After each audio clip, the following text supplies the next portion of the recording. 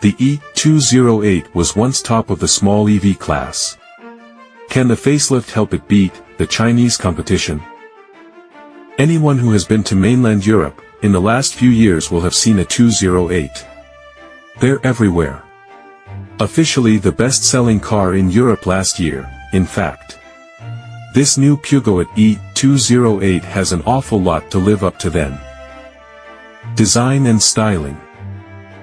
This facelift model is more of a midlife, collagen injection rather than an out-and-out BBL. Up front there's a new face, with a larger grille and a 3-claw light signature that mirrors the 9x8 Le Mans hypercar that came 8th at La Sarthe in 2023. Overall, it's a handsome and well-proportioned machine, arguably the French firm's best small car effort for years. The car's lithium-ion battery pack is housed beneath the floor, in what is effectively an H pattern, and comes in two varieties, 50 kWh and 51 kWh. The former is the old setup and comes with a 134 brake horsepower and a WLTP range of 225 miles. While the latter is new and borrowed from the Peugoet E-308. This brings with it a 156 brake horsepower motor and an official range of 248 miles. Overall, the battery packs adds an extra 300 kilograms to the 208 compared with a typical piston-engined model, but efforts have been made to locate the extra mass as low as possible and to keep it within the wheelbase. Interior. Peugeot has been on a premium push over the past few years, challenging established upmarket brands for both finish and eye-catching design, and with the Peugeot 208, it has certainly succeeded in the latter, the slick dashboard design being a particular highlight.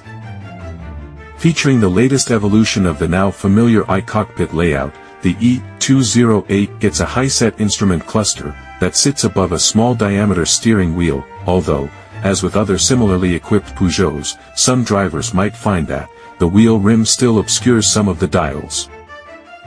There are plenty of handy stowage spaces around the car, plus no fewer than 4 USB, including USB-C, ports.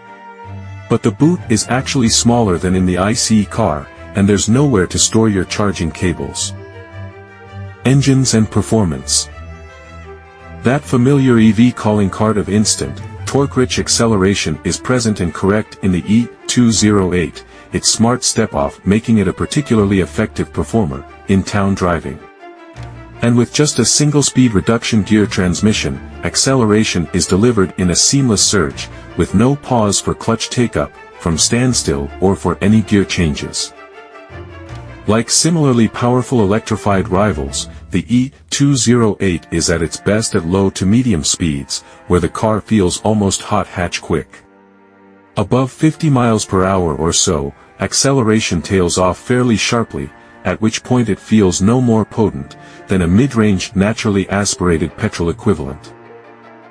The Peugeot will cruise comfortably at the motorway limit, but it requires surprisingly large throttle openings to do so, and that has the expected negative knock-on effect on the range. Energy delivery massively depends on which drive mode you're in. Often these hushed mechanicals highlight other noises in the car, but not so with the E-208, which does a fine job of isolating occupants from wind and road noise. There's an acoustically tuned windscreen as standard. So friends, that's our short discussion this time. Hopefully it's useful. Don't forget to subscribe, like, comment and share for other latest video updates. Thanks for watching.